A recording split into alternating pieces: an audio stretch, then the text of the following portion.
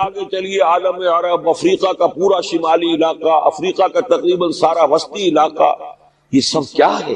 کتنا بڑا رقبہ ہے، اور ہر طرح کی نعمت اللہ نے دی ہے۔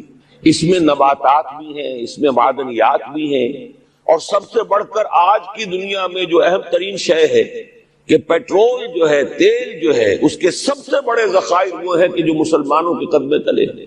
اتنی تعداد میں ہونے کے باوجود، اتنے وسائل کے پر بظاہر قابض ہونے کے باوجود، سوال یہ ہے کہ کیا آج دنیا میں امت مسلمہ کو عزت حاصل ہے یا یہ ذلیل ہے؟ اسے غلبہ حاصل ہے یا مغلوب ہے؟ اسے کوئی دنیا میں وقار حاصل ہے یا یہ بالکل بے وقار ہو کر رہ گئی؟ یہ بات ہے جو ہمارے سمجھنے کی ہے آج کیوں ذلیل کہ کل تک نہ تھی پسند، گستاخی فرشتہ ہماری جناب میں۔ اس وقت صورت یہ ہو چکی ہے، آپ کو معلوم ہے کہ ہر جگہ پر پسماندگی کا نشان مسلمان ہیں۔ ہمارے سارے وسائل پر دوسروں کا قبضہ ہے۔ ایک ہی شے رہ گئی تھی، تیل، خلیج کا تیل، اس پر بھی آ کر امریکہ کی فوجیں ان کے سر پر بیٹھ گئی، سارا کا سارا تیل اب ان کے قبضے میں۔ ادھر خلیج کے دہانے کے دونوں طرف وہ اپنے مورچے بنا رہے ہیں تاکہ یہاں کسی کا داخلہ نہ ہو سکے۔ بڑے بڑے جتنے لوگ ہمارے، ان سب کی دولت ان کے پاس ہے۔ کہنے کو تو سلطان اور برونائی دنیا کا امیر ترین آدمی ہے، لیکن دولت ہے کہاں اس کی؟ انویسٹڈ تو وہی ہے، اسی کے بینکوں میں ہے، انہی کی کمپنیوں میں ہے، کسی کے پاس کچھ نہیں ہے۔ سعودی عرب کے کوئی ڈالر ہے تو کہاں ہے؟ جیسے شہنشاہ ایران کا جو اثاثہ تھا، سرمایہ تھا، جو سارا کا سارا انہوں نے جو ہے وہ فریز کر لیا، تو یہ دولت تو ساری وہی ہے۔ کہنے کو ہے کہ آپ کے اکاؤنٹ میں اتنا روپیہ ہے، لیکن سوال یہ ہے کہ وہ اکاؤنٹ فی الواقع کس کے قبضے میں؟ پھر آپ کو معلوم ہے کس طریقے سے مسلمانوں کے ساتھ سلوک ہو رہا ہے۔ ہر جگہ پر جہاں چاہے، جس طرح چاہے انہیں ستا لیں۔ اور ان میں بھی سب سے بڑھ کر جو بات میں آپ سے کہوں گا، آج دنیا میں جتنے بڑے پیمانے پر محمد عربی صلی اللہ علیہ وسلم کی توہین و تذلیل ہوئی ہے، پوری انسانی تاریخ میں نہیں ہوئی۔ رشدی نے کتاب لکھی، بدترین حملے کیے۔ کیا رنگیلا رسول کتاب تھی جو لکھی تھی کسی ہندو نے، جس کو کہ ایک مسلمان نے پھر خنجر گھونپ کر اور ہلاک کر دیا تھا، وہ تو کچھ بھی نہیں تھی۔ اس کتاب کو رنگیلا رسول کو 100 سے ضرب دیجئے تو یہ کتاب بنتی ہے، سیٹنک ورسز، اور وہ ملینز نہیں بلینز کی تعداد میں شائع ہوئی۔ اس کے خلاف احتجاج اگر کسی نے کیا ہے تو ان کے اوپر جوتے پڑے ہیں، ان پر ڈنڈے پڑے ہیں۔ پوری مغربی دنیا اس کے پیچھے آ گئی ہے، سپورٹ کیا ہے۔ لے دے کے ایک ملک نکلا ایران، اس نے کم سے کم یہ کہ اس کے قتل کا فتویٰ تو دیا، لیکن کیا کرے، قتل کرنے کی تو نوبت نہیں آئی۔ پورا عالم عیسائیت اس کی پشت پناہ ہے، اس کی مدد کر رہا ہے۔ یہ اتنی بڑی توہین محمد رسول اللہ صلی اللہ علیہ وسلم کی اور آپ کی ازواج مطہرات کی، اور یہ بظاہر ایک ایسے شخص کے ہاتھوں جس کا نام مسلمانوں کا سا ہے، اس کا اتنا بڑے پیمانے پر ہونا، اور پھر یہ کہ مسلمان 120 کروڑ ہونے کے باوجود کچھ نہیں کر سکتے۔ میں وہ چیزیں نہیں گنوانا چاہتا کہ 15 لاکھ جو ہیں وہ ہمارے افغان بھائی جو ہیں انہوں نے جانیں دی، فائدہ کس کو پہنچا؟ تاحال امریکہ کو، کہ اس کی جو مد مقابل قوت تھی USSR وہ ختم ہو گئی۔ اسی طریقے سے جو کچھ کشمیر میں ہو رہا ہے، ہماری بے ہمیتی، بے غیرتی کا عالم یہ ہے۔ ہم کچھ اندر خانے تھوڑی بہت کو مدد کر کے سمجھتے ہیں کہ ہم نے فرض ادا کر دیا، جبکہ فرض تو یہ ہونا چاہیے تھا کہ ہم براہ راست اعلان کرتے اور انڈیا کو الٹیمیٹم دیتے کہ سٹاپ دس بزنس، یا یہ کہ پھر ہم سے جنگ ہے۔ جنگ کا نتیجہ تو پھر اللہ جس کو چاہے دے گا۔ اگر انسان اللہ تعالیٰ پر اعتماد رکھتا ہو، توکل رکھتا ہو، اپنے موقف کی حقانیت پر بھی اسے یقین ہو، تو کم من فئۃ قلیلۃ غلبت فئۃ کثیرۃ، تاریخ میں ہمیشہ ہوتا آیا ہے کہ چھوٹی قوتیں جو ہیں ان کو غلبہ اللہ نے عطا کیا ہے بڑی قوتوں پر، لیکن بے غیرتی کا عالم یہ ہے، بے حمیتی کا عالم یہ ہے۔ زبانی کلامی ہم سے بڑا ہمدرد کوئی نہیں مسلمانان کشمیر کا، جس لیڈر کو دیکھو بڑھ چڑھ کر بیان دے گا، لیکن عملاً ہم کیا کر رہے ہیں؟ یہ ساری صورتحال جو میں نے آپ کو بتائی ہے، ویسے تو اب یہ کہ اگر اس میں ایک خاکہ سا میں نے آپ کے سامنے رکھا ہے، اس میں رنگ بھروں تو ظاہر ہے کہ یہ پورا گھنٹہ اسی میں لگ جائے گا، لیکن جو اس کا اصل لب لباب ہے وہ یہ ہے کہ ہم اپنی جگہ بڑے خوش ہیں کہ ہم امت مرحوم ہیں، ہم تو امت محمد ہیں صلی اللہ علیہ وسلم، ہم تو اللہ کے پیارے ہیں، ہم اللہ کے لاڈلے ہیں، ہمیں اللہ کی شفاعت، ہمیں اللہ کے رسول کی شفاعت بھی ملے گی۔ جنت تو گویا کہ ہمارا پیدائشی مقام ہے. یہ سارے جو بھی ہمارے ذہنوں کے اندر ہیں خیالات اور یہ جو ہمارے من گھڑت عقائد ہیں، آپ سوچئے کہ جب ہم جو آبجیکٹو کنڈیشنز ہیں، گیون کنڈیشنز ہیں، جو سامنے کے حالات ہیں، ان سے جب تقابل کرتے تو معاملہ بہت مختلف ہے. یہ کیوں ہے؟ اصل میں سوال جب تک آپ اپنے سامنے نہیں رکھیں گے اس کا جواب جو ہے اب اس پر غور کیجئے کیوں ہے. کیا اللہ تعالیٰ کو محمد الرسول اللہ کی عزت و حرمت پیاری نہیں ہے؟ کیا محمد الرسول اللہ اللہ کے پیارے نہیں ہیں، حبیب رب العالمین نہیں ہے؟ کیا اللہ تعالیٰ کو کفار سے زیادہ محبت ہے؟ کیا وجہ ہے رحمتیں ہیں تیری اغیار کے کاشانوں پر اور برف گرتی ہے تو بیچارے مسلمانوں پر. سائنس میں وہ آگے ہیں، مالیات پر ان کا شکنجہ کسا ہوا ہے پوری دنیا پر، تہذیب ان کی ہے، تمدن ان کا ہے، ہم تو ان کے کیمپ فالوورز ہیں، نقش قدم پر چل رہے ہیں، ہم تو ان کی صرف یہ کہ نقالی کر رہے ہیں. تو سوچئے وجہ کیا ہے؟ کیا اللہ کو کفر زیادہ پسند ہے اسلام سے؟ کیا اللہ کو محمد الرسول اللہ صلی اللہ علیہ وسلم کی عزت و حرمت کا کوئی خیال نہیں؟ سوچنے کی بات ہے. ظاہر بات ہے کہ ان سوالات کا جواب تو ہاں میں آپ نہیں دے سکتے، یقیناً ایسا نہیں ہے. بہرحال وہ کافر ہیں، وہ اللہ کو نہیں مانتے، اللہ کے رسول کو نہیں مانتے. چلیے اللہ کو کسی نام سے مان لیا، گاڈ کہہ دیا، لیکن اللہ کے رسول کو تو نہیں مانتے. ایمان کا سارا دار و مدار تو رسالت پر ہے. اللہ کے اس کلام کو تو نہیں مانتے اور اس کے باوجود ان کے لیے عزت ہے. رحمتیں ہیں تیری اغیار کے کاشانوں پر، برف گرتی ہے تو بیچارے مسلمانوں پر. یہ ایک لمحہ فکریہ ہے، یہ سوچنے کی بات ہے کہ ایسا کیوں. اس کا جو جواب میں یا بنی اسرائیل اذکروا نعمتی التی انعمت علیکم واوفوا بعہدی اوف بعہدکم وایای فارہبون. بنی اسرائیل، چونکہ یہ لفظ پہلی مرتبہ قرآن مجید میں آ رہا ہے تو یہاں تھوڑی سی وضاحت کرنی ہوگی. ابن جو عربی میں بیٹے کے لیے آتا ہے ابن، اس میں جو شروع کا حمزہ ہے یہ در حقیقت اضافی ہے. اصل لفظ جو ہے بے نون پر مشتمل ہے، اسی لیے اس کی جمع سالم آتی ہے بنون. قرآن مجید میں المال والبنون زینت الحیات الدنیا، تو یہ جو اس کی جمع سالم ہے وہ در حقیقت بنون ہے. اور پھر اس کی حالت نسبی اور حالت جری بنین ہوگا، اور جب یہ مضاف بن جائے گا تو اس کا وہ نون گر جائے گا. تو اے بنی اسرائیل، اے اسرائیل کی اولاد. لفظی ترجمہ ہوگا اے اسرائیل کے بیٹوں، لیکن یہ کہ مراد اولاد ہے. اس میں برسبیل تغلیب اگرچہ خطاب مردوں سے ہو رہا ہے جیسے کہ قرآن مجید میں اکثر و بیشتر ہے، لیکن یہ کہ اس میں خواتین بھی شامل ہیں.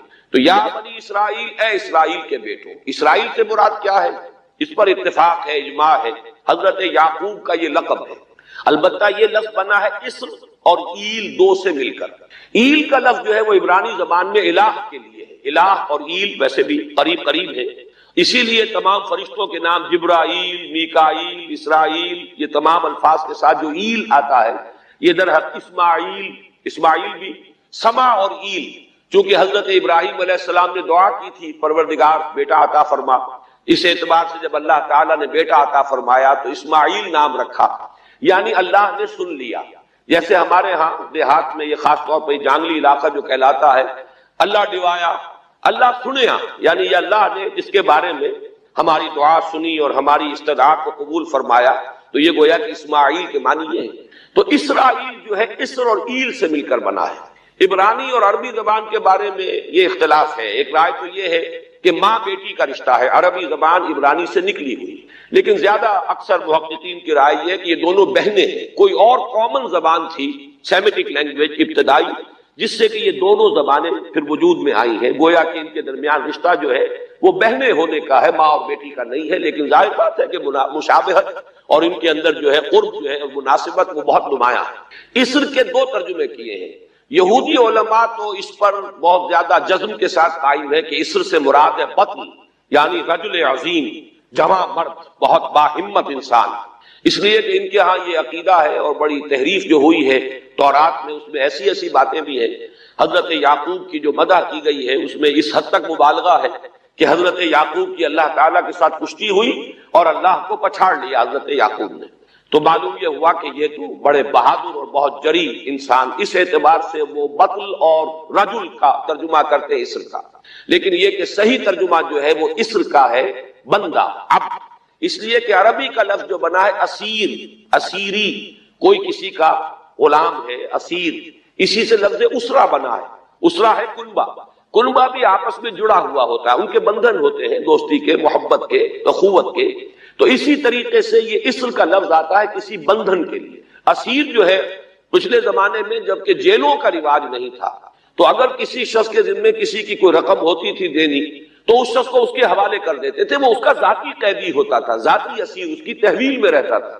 جب تک کہ اس کے اعزاء اقارب آ کر وہ رقم ادا نہ کر دیں وہ شخص اس کی تحویل میں رہتا تھا، وہ اس کا اسیر ہوتا تھا. اس اعتبار سے غلام کے معنی میں یہ لفظ جو ہے مستعمل ہے. تو اسرائیل کا ترجمہ ہوگا عبداللہ. اذان تو میں عرض کر رہا تھا کہ اسرائیل کا ترجمہ ہوا عبداللہ. گویا کہ اب تک ہم نے یا بنی اسرائیل کا ترجمہ کیا اے اللہ کے بندے کی اولاد. مراد ہے حضرت یعقوب علیہ الصلوۃ والسلام. حضرت یعقوب حضرت اسحاق کے بیٹے ہیں. حضرت اسحاق حضرت ابراہیم علیہ السلام کے دوسرے بیٹے ہیں. حضرت ابراہیم کو پہلا بیٹا اللہ نے عطا فرمایا اسماعیل. اسی لیے میں عرض کر چکا ہوں سما اور ایل سے مل کر بنا ہے. جو دعا کی تھی انہوں نے اس دعا کا پہلا جواب جو ملا ہے اللہ تعالیٰ کی طرف سے اس کی مقبولیت کا جو ظہور ہوا وہ حضرت اسماعیل کی شکل میں. پھر یہ کہ حضرت سارہ کو بھی اللہ تعالیٰ نے اولاد دی اور حضرت اسحاق پیدا ہوئے. اس وقت یہ جو بشارت دی گئی ہے قرآن مجید میں متعدد مقامات پر آگے چل کر آئے گا کہ حضرت سارہ کے ہاں بھی اولاد کی جو بشارت حضرت ابراہیم علیہ السلام کو فرشتے دینے آئے تھے اسی میں یہ بھی تھا کہ نہ صرف یہ کہ تمہیں ایک بیٹا عطا ہوگا بلکہ اس کے بعد پوتا بھی عطا ہوگا. گویا کہ ایک بہت جلیل القدر پوتا. اس اعتبار سے ایک رائے یہ ہے کہ یعقوب عقب سے بنا ہے. گویا کہ بشارت میں پہلے ہی سے شامل تھا حضرت یعقوب علیہ السلام کا ذکر بھی کہ اسحاق کے بعد اسحاق کے ہاں ایک بہت جلیل القدر بیٹے کی ولادت ہوگی اور اس کا نام یعقوب ہوگا. یعنی اسحاق کے بعد آنے والا بیٹے کے بعد جو پوتا آتا ہے. لیکن یہود کی رائے یہ ہے کہ حضرت یعقوب پیدا ہوئے ہیں اپنے بھائی عیسو کے ساتھ. یہ تمام بیٹے ہیں حضرت اسحاق علیہ السلام کے. دو بیٹے پیدا ہوئے بیک وقت جڑواں بھائی. پہلے حضرت عیسو کی ولادت ہوئی ہے اور تورات کے الفاظ یہ ہیں کہ یعقوب اپنے بھائی عیسو کی ایڑیاں پکڑے ہوئے تولد ہوا. تو چونکہ حضرت عیسو کے بعد حضرت یعقوب کی ولادت ہوئی ہے تو گویا کہ اس وجہ سے ان کا نام حضرت اسحاق نے یعقوب رکھ دیا، عقب میں آنے والا، بعد میں آنے والا. بہرحال حضرت یعقوب علیہ السلام کے پھر 12 بیٹے ہیں جن کی تفصیل پوری موجود ہے. یہ تاریخ جو ہے بڑی ریکارڈڈ ہے اس لیے کہ بنی اسرائیل کی یہ تاریخ جو ہے books of the old testament میں اس کی پوری تفصیل موجود ہے. 4 بیویاں تھی حضرت یعقوب علیہ السلام کی جن سے 12 بیٹے ہوئے. 3 بیویوں سے 10 بیٹے تھے اور سب سے چھوٹی بیوی سے 2 بیٹے تھے حضرت یوسف اور بنیامین. اور ان دونوں سے حضرت یعقوب علیہ السلام کو بڑی محبت تھی. حضرت یوسف سے چونکہ یہ تاریخ شروع ہوتی ہے اس اعتبار سے کہ انہیں ان کے بھائیوں نے کنویں میں ڈالا، پھر اللہ تعالیٰ نے وہاں سے ان کے نکلنے کا سامان کیا، پھر مصر پہنچایا، پھر مختلف مراحل سے گزار کر انہیں وہاں ایک بہت اونچی پوزیشن تک پہنچایا. تو حضرت یوسف علیہ السلام سے اس اعتبار سے ان کی تاریخ شروع ہوتی ہے. 1906 قبل مسیح میں حضرت یوسف علیہ السلام کی پیدائش ہے جہاں تک صحیح اندازہ کیا جا سکا ہے. یوں سمجھئے کہ آج سے تقریباً 4000 سال قبل یہ حضرت یوسف کی پیدائش ہے. اور حضرت یوسف پڑ پوتے ہیں حضرت ابراہیم کے. ان میں اگر آپ 200-250 سال کا اور اضافہ کریں تو آج سے کوئی 4,2500 سال قبل کی شخصیت بنتے ہیں حضرت ابراہیم علیہ السلام. حضرت یوسف کے زمانے میں پھر جیسے کہ وہ تفصیل سورہ یوسف میں آئے گی یہ پورا خاندان آ کر کنعان میں تھے لیکن وہاں سے آ کر مصر میں آباد ہو گئے. مصر میں ان کا بڑا اعزاز ہوا، اکرام ہوا. اس کے خاص حالات تھے کہ مصر میں اس وقت جو بادشاہت تھی وہ اصل مصر کے لوگوں کی نہیں تھی بلکہ یہ بھی سیمیٹک لوگ تھے جو جا کر جنہوں نے عراق وغیرہ کے علاقے سے ہی جا کر انہوں نے فتح کیا تھا مصر کو. لہذا انہیں فرعون نہیں کہا گیا قرآن مجید میں. وہ فرعونہ کا خاندان نہیں ہے بلکہ وہ تاریخ میں ہکسوس کنگز کہلاتے ہیں. تاریخ مصر میں وہ 15واں خاندان کہلاتا ہے وہاں کے بادشاہوں کا، 15th ڈائنیسٹی. اور یہ چونکہ لوکل نہیں تھا اس لیے ان کو فرعون نہیں کہا جائے گا بلکہ یہ ہکسوس کنگز چرواہے بادشاہ تھے کہ جو عرب کے ان علاقوں سے آئے تھے جزیرہ نما سے اور وہاں سے وہ چرواہے تھے. ان کا تو پیشہ ظاہر بات ہے صحرا میں کیا ہوتا ہے بھیڑیں بکریاں پالنا. لیکن انہوں نے آ کر مصر کو فتح کیا، وہاں ان کی بادشاہت ہو گئی. محسوس ایسا ہوتا ہے کہ ایک سیاسی پہلو موجود تھا. وہ جو بادشاہ مصر نے جس طریقے سے اعزاز کیا ہے حضرت یوسف علیہ السلام کا، پھر جو اختیار دیا، جو اقتدار دیا، جو ان کو حیثیت دی، پھر انہیں اجازت دی کہ اپنے پورے خاندان کو بلا لیں اور پھر مصر کا بہترین جو جو زرخیز ترین علاقہ تھا وہ انہیں عطا کر دیا کہ یہاں آباد ہو جاؤ. جوشن کا علاقہ، یا گوشن بھی کہتے ہیں، جشن بھی کہتے ہیں. یہ جو نائل کا ڈیلٹا ہے کہ جو جا کر آپ کو معلوم ہے کہ دریا جو ہے جب بہت سی شاخوں میں تقسیم ہو جاتے ہیں سمندر میں گرنے سے قبل، تو وہ ڈیلٹا جو ہے زرخیز ترین علاقہ ہوتا ہے. آرٹیفیشل اریگیشن کے اور نظام تو تھے نہیں. جہاں دریا ہی چھوٹی چھوٹی نہروں کی شکل اختیار کر لے وہاں گویا کہ وہ فطری طور پر جو ہے بڑے وسیع رقبے کے اندر اریگیشن ہو سکتی ہے. تو اس ڈیلٹا کے علاقے میں بہترین علاقہ ان کو دیا گیا، وہاں آباد ہو جاؤ. وہاں یہ رہے ہیں گویا کہ پیرزادوں کی حیثیت. ابھی ان کے پاس کوئی شریعت نہیں، ابھی کوئی کتاب نہیں ملی، ابھی صرف یہ ایک خاندان ہے، حضرت ابراہیم کی نسل کا ایک خاندان. اس لیے کہ حضرت ابراہیم کی نسل میں حضرت اسماعیل کی نسل ہے کہ جو عرب میں آباد ہو چکی، ان کی نسل میں پھر حضرت اسحاق کے بیٹوں میں سے بھی عیسو کی نسل وہ اور جگہ پر آباد ہو چکی. اس اعتبار سے یوں نہ سمجھیے کہ نسل ابراہیم صرف ان پر مشتمل ہے. اسی طرح بنی قطورہ تیسری جو آپ کی اہلیہ تھی ان کی اولاد بھی، تو گویا کہ یہ بہت وسیع حلقہ ہے جو اولاد ابراہیم کا ہے. تو اولاد ابراہیم میں سے ایک شاخ ہے جو آ کر، یعنی حضرت یعقوب کے 12 بیٹے اور حضرت یعقوب بھی آ کر یہاں آباد ہو گئے.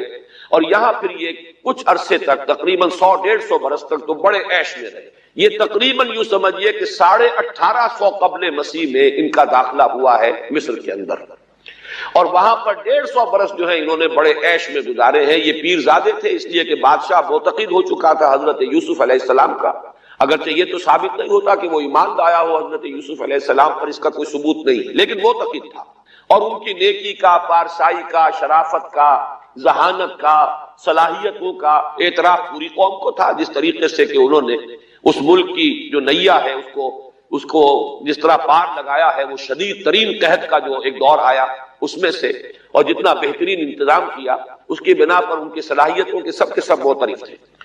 تو وہ 130 برس کی عمر میں غالباً ان کا انتقال ہوا ہے، اور 80 برس تک انہوں نے مصر پر گویا کہ جو سب سے زیادہ با اختیار شخص وہاں تھا بادشاہ کے بعد، بادشاہ اپنی جگہ پر تھا لیکن یہ کہ جو بادشاہ کے بعد سب سے زیادہ با اختیار شخصیت تھی وہ حضرت یوسف کی تھی 80 برس تک.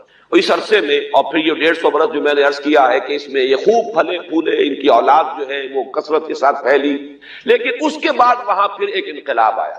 اس انقلاب کو آپ کہیں گے جیسے کہ مختلف ممالک میں آتا ہے. اب سنز آف دی سوائل جو اس ملک کے رہنے والے تھے، اصل آبادی قبطیوں کی، انہوں نے بغاوت کی اور ہکسوس کنگز کو نکال دیا. وہ خاندان ختم ہو. جب وہ چلے گئے تو جو ہکسوس کنگز کے یہ گویا کہ بہت ہی منظور نظر تھے اور یہ مراعات یافتہ طبقہ تھا بنی اسرائیل کا، حضرت یعقوب کی اولاد کا، اب ان پر عتاب شروع ہوا، اب ان کا زوال آیا. تو یوں سمجھیے کہ تقریباً 400 برس اس کے بعد ان کے بڑی ہی شدت کے اور بڑی سخت غلامی کے رفتہ رفتہ اس میں شدت پیدا ہوتی گئی ہے. لیکن یہ ہے کہ یہ 400 برس اس لیے کہ پھر 1300 قبل مسیح میں 550 برس بعد پھر ان کا ایکسوڈس ہوا ہے مصر سے، جب حضرت موسیٰ علیہ السلام کو اللہ تعالیٰ نے مبعوث فرمایا. پھر حضرت موسیٰ علیہ السلام ان کی نجات کا ذریعہ بنے، اور پھر مصر سے لے کر وہ انہیں نکلے ہیں. معجزانہ انداز میں ہی سمندر کو پھاڑ کر ان کے لیے اللہ نے راستہ بنایا ہے. قدم قدم پر معجزوں سے ان کی تائید کی ہے. کھانے پینے کے لیے صحرائے تیہ میں کچھ نہیں تھا تو من و سلوہ دیا ہے. پانی پینے کے لیے نہیں تھا تو ایک ضرب سے چٹان میں سے 12 چشمے جو ہیں اللہ تعالیٰ نے بہا دیے کہ 12 قبیلے ہیں آپس میں لڑے نہ، کہیں پانی پینے پلانے پہ جھگڑا اور کہیں گھوڑا آگے بڑھانے پہ جھگڑا. قبائلی زندگی میں یہ بڑا سینسیٹیو ایشو ہوتا ہے. لہذا قد علم کل اناس مشربہم، ہر قبیلے کے لیے ایک گھاٹ معین ہو گیا، تمہارا چشمہ یہ ہے، تمہارا چشمہ یہ ہے. ایک ضرب سے 12 چشمے پھوٹ گئے. پھر انہیں وہاں کوہ طور کے قریب پڑاؤ ڈال کر ان کو وہاں چھوڑ کر حضرت موسیٰ علیہ السلام جو ہے اللہ تعالیٰ کی طلبی پر کوہ طور پر گئے ہیں. وہاں تورات عطا ہوئی. تو تورات کے عطا کیے جانے کے بعد اب سمجھیے کہ اب ان کی حیثیت ایک امت کی بن گئی، کتاب پر امت کی تشکیل ہوئی. یہ امت مسلمہ قرآن مجید کی بنیاد پر امت ہے. جب یہ کتاب دی گئی ہے اس کی بنیاد پر ایک شریعت دی گئی ہے، کتاب دی گئی ہے، کتاب ہدایت ہے، تو اس نے امت کی شکل اختیار کی. یہی وجہ ہے کہ لفظ امت جو ہے قرآن مجید میں صرف مکی صورتوں کے اندر، مدنی صورتوں میں استعمال ہوا ہے. کنتم خیر امت اخرجت للناس سورہ آل عمران میں، کذالک جعلناکم امۃ وسطا لتکونوا شہداء علی الناس ویکون الرسول علیکم شہیدا. یہ سورہ بقرہ میں آگے چل کر آ جائے گا. تو اصل میں جیسے تشکیل امت جو ہوئی ہے وہ در حقیقت مدنی دور میں آ کر ہوئی ہے جبکہ شریعت عطا کی جا رہی ہے. اسی طریقے سے یہ ایک خاندان تھا حضرت ابراہیم کی نسل کی ایک شاخ. اس نے امت کی حیثیت اختیار کی ہے، جبکہ صحرائے تیہ میں جب ان کا قیام تھا اور اس صحرائے سینا میں، اور وہاں پر پھر حضرت موسیٰ علیہ السلام کو تورات دی گئی اور شریعت دی گئی، تب سے یہ امت ہے، اور یہ ہے 1300 قبل مسیح، 610 عیسوی میں۔ اب سمجھیے 1300 وہ جمع کیجئے، 610 یہ جمع کیجئے، 1910 برس بعد پھر حضور صلی اللہ علیہ وسلم پر قرآن مجید کی وحی کا آغاز ہوا، اور 622 میں حضور نے ہجرت فرمائی، اور اس کے بھی کوئی 2 سال یا 1 سال کے بعد جو ہے یہ آیات نازل ہو رہی ہیں جو ہم اس وقت پڑھ رہے ہیں۔ تو یہ سارا جو ہے تاریخی پس منظر ذہن میں رکھیے کہ یہ تقریباً 2000 برس کی تاریخ جو ہے ان کی بحیثیت امت۔ ویسے تو ان کی تاریخ اگر شروع کریں گے بنی اسرائیل تو حضرت یعقوب سے شروع ہونی چاہیے، اور وہ اس سے زیادہ ہو جائے گی طویل، لیکن در حقیقت امت کی حیثیت سے ان کی تاریخ 2000 برس کی شمار ہوگی کہ 1300 قبل مسیح میں جب ہجرت کی ہے حضرت موسیٰ علیہ السلام نے اپنی قوم کو لے کر مصر سے، اور جب صحرائے سینا میں آئے ہیں، سینائی پیننسولا میں، اور پھر کتاب ملی ہے، تورات عطا کی گئی، شریعت عطا کی گئی، تب سے اس کا امت کی حیثیت سے آغاز ہوا۔ ایک بات اور نوٹ کر لیجئے، ان کو امت مسلمہ کیوں نہیں کہا گیا؟ اس کے لیے اس کا ایک سبب ہے۔ در حقیقت امت مسلمہ کا لفظ یا خیر امت یا امت کا لفظ جو ہے اس موجودہ امت کے لیے اس لیے استعمال کیا گیا ہے کہ یہ امت کسی ایک نسل پر مشتمل نہیں، یہ امیین اس کے نیوکلیس ہے، لیکن یہ کہ ہر نسل کے لوگ اس میں آ کر شامل ہوئے ہیں، ہر قوم جو ہے اس میں آ گئی ہے، اس لیے اس کا نام جو ہے وہ صفاتی ہے، امت مسلمہ۔ لیکن چونکہ یہ سابقہ امت مسلمہ ایک ہی نسل پر مشتمل ہے، حضور صلی اللہ علیہ وسلم سے پہلے کسی نبی اور کسی رسول کی بعثت اس کی قوم سے باہر نہیں ہوئی، کسی ایک خاص قوم کی طرف بعثت ہوئی ہے، کسی خاص علاقے کی طرف بعثت ہوئی ہے۔ بعثت عمومی علاقہ کافۃ الناس، یہ صرف محمد الرسول اللہ صلی اللہ علیہ وسلم کی امتیازی شان ہے۔ وما ارسلناک الا کافۃ للناس بشیرا ونذیرا۔ اس اعتبار سے ان کا جو ہے اس میں علم گویا کہ بنی اسرائیل ہی ہے کہ جو برقرار رہا ہے، اے اسرائیل کی اولاد۔ اگرچہ میں اس موضوع پہ تقریر کر چکا ہوں، لیکن آج پھر اس گفتگو کے حوالے سے بات چیزیں تازہ کرتا ہوں۔ اس وقت عالمی سطح پر یہودی جمع عیسائی بریکٹ میں کر لیں، اور امریکہ جمع یورپ یہ بریکٹ میں کر لیں، ان کا اندر معاملہ کیا ہے؟ اصل جو ہے اس میں پیچھے مائنڈ ہے، ماسٹر مائنڈ، سازشی ذہن وہ یہود کا ہے۔ باقی عیسائی اعلی کار بن گئے ہیں۔ جو 100% اعلی کار ہے یہود کا وہ پروٹیسٹنٹس ہیں۔ پروٹیسٹنٹزم یہود ہی نے پیدا کرایا تھا، یہود ہی نے یورپ کے اندر سود کا رواج شروع کروایا، ورنہ سود حرام تھا وہاں پر بھی، یوزری بھی اور کمرشل انٹرسٹ بھی، دونوں حرام تھے، یہ یہودی نے کروایا۔ اور پھر پہلا بینک بنوایا ہے انگلستان کے اندر، بینک آف انگلینڈ، اور جو پوپ کے خلاف بغاوت کرائی تو پہلی بغاوت ہوئی انگلستان کے اندر، جو چرچ آف انگلینڈ علیحدہ ہو گیا اپنے سے، اور اسی کو یہودیوں نے قرار دیا یہ ہمارا ماڈرن اسرائیل ہے، یہ اسرائیل ہمیں دیا ہے گاڈ نے، یہ جو ہے برطانیہ۔ اس کے کچھ عرصے کے بعد یہی جو ہے ایکسوڈس ہوا ہے، اور وہ امریکہ میں جا کے آباد ہوئے، لہذا امریکہ کو بھی جیوز نے کہا ہے دس از another اسرائیل، یہ ہمارے اصل اسرائیل، ماڈرن اسرائیل یہ ہے۔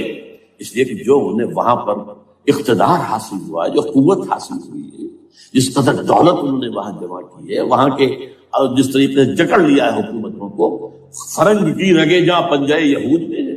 ٹھیک 100 سال پہلے علامہ اقبال یہ مشاہدہ کر کے آ گئے تھے یورپ میں، اور کون دیکھنے والا تھا کہ وہاں کیا ہو رہا ہے، بیہائنڈ دی سین کیا ہے، سامنے کیا ہے، پردے کے پیچھے کیا ہے۔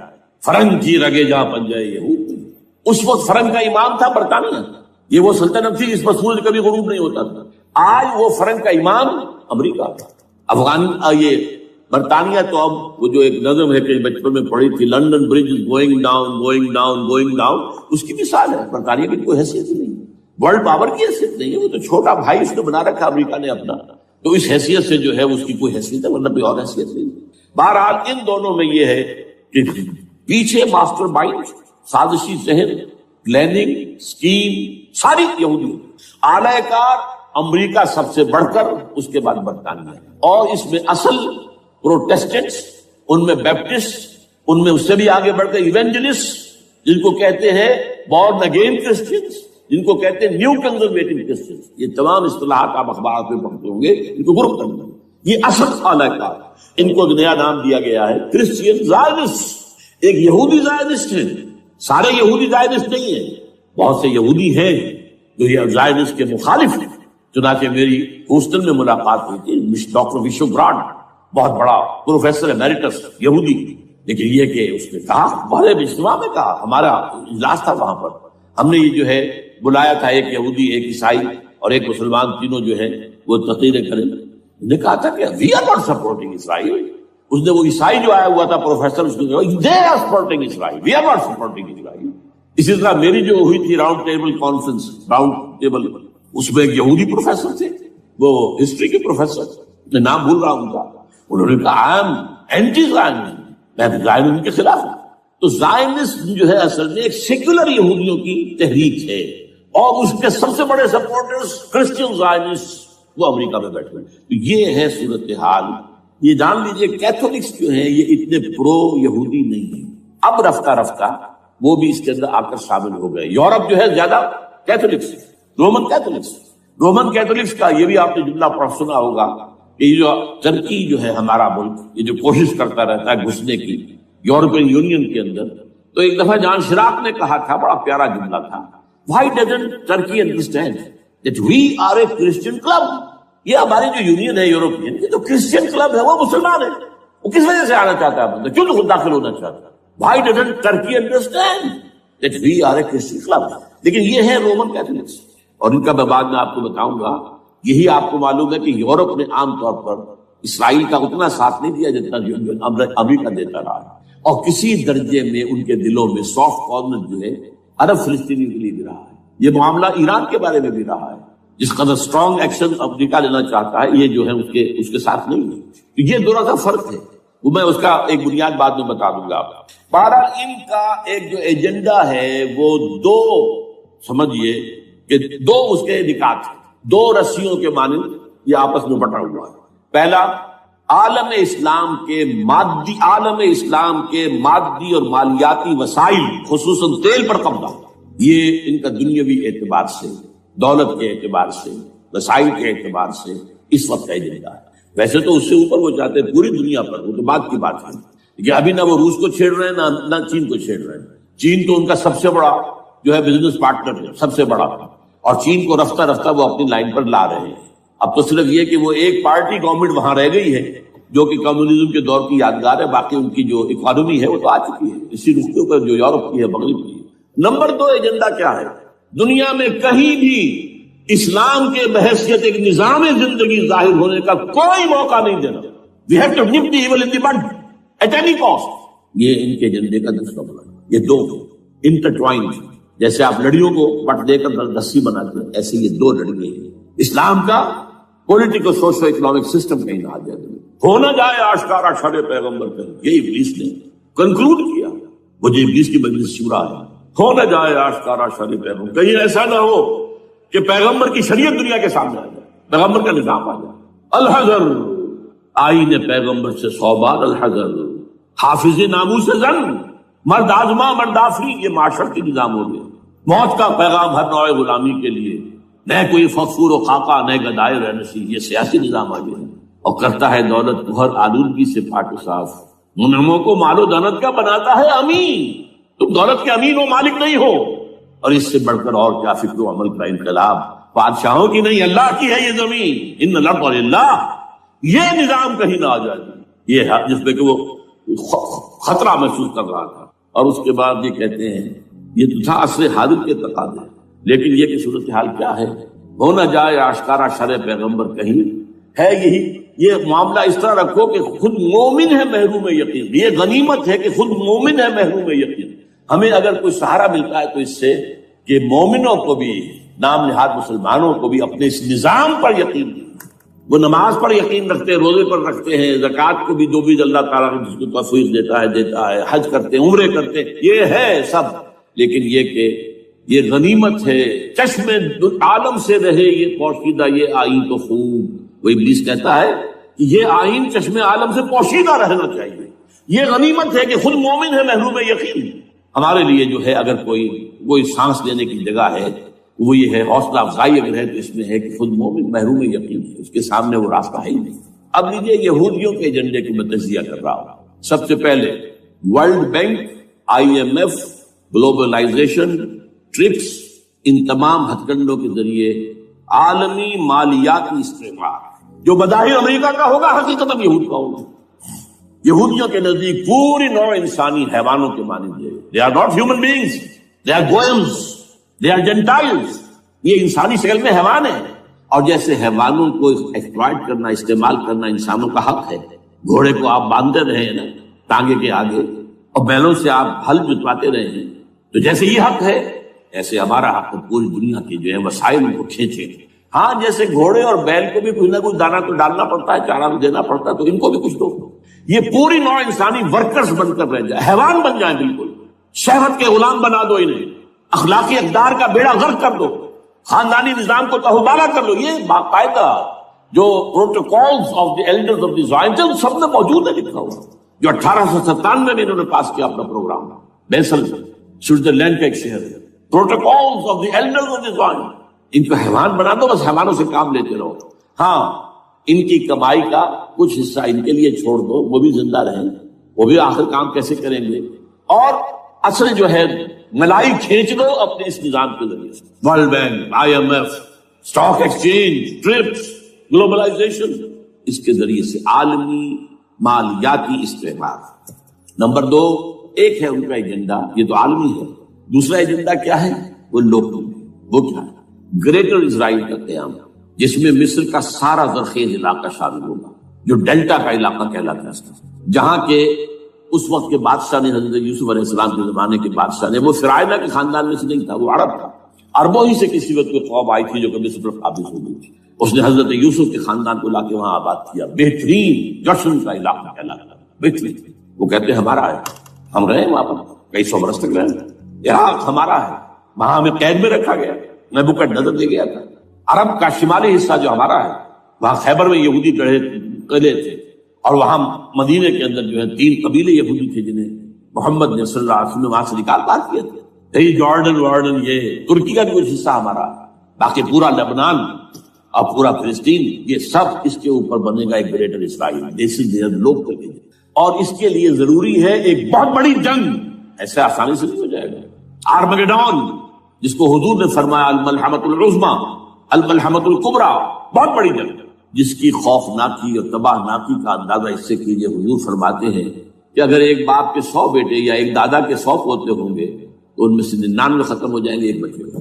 اور ایک جگہ فرماتے ہیں اتنی اموات ہوں گی، اتنی لاشیں ہوں گی کہ ایک نفاست پسند پرندہ جو ہے، جو گندگی پہ نہیں اترنا چاہتا. ایک تو ہے یہ کوے، چیلے، گدھ، وہ تو گندگی ہی کی تلاش میں مردار کھانے کے لیے، وہ تو لاشوں کو نوچ رہے ہوں گے. وہ پرندہ جو ہے نفاست پسند پرندہ، وہ نہیں اتر سکے گا، اڑتا اڑتا چلا جائے گا، لیکن لاشوں کا سلسلہ ختم نہیں ہوگا، یہاں تک کہ تھک ہار کر لاشوں پر گر جائے گا.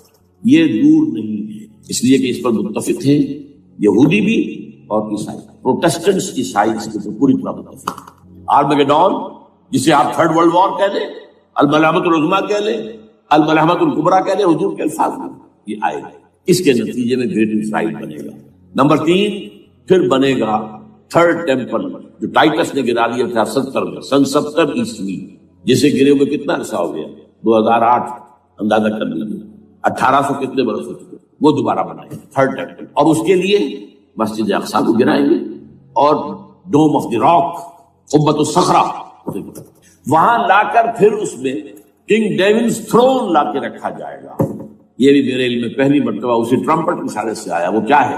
حضرت داؤد کا. آج سے کتنے 1000 سال پہلے کی بات ہے، اندازہ کیجیے. 1000 قبل مسیح، اور یہ اب 2000 ہو گیا، اسی 3000 برس تو ہو گئے. وہ کیا تھا؟ ایک پتھر تھا جس پر بٹھا کر حضرت داؤد کی تاج پوشی کی گئی، پھر اسی پر حضرت سلیمان کی تاج پوشی کی، پھر اسی پر ان کے بادشاہ آتے رہے، تاج پوشی ہوتی گئی. ٹائٹس نے جب گرایا ہے سن 70 عیسوی میں، یروشلم کو برباد کیا، 1,33,000 یہودی ایک دن میں قتل کیے، ایک دن میں، باقی نکال دیا، بھاگ آیا. اس کو کہتے ہیں diaspora, that started in 70 AD.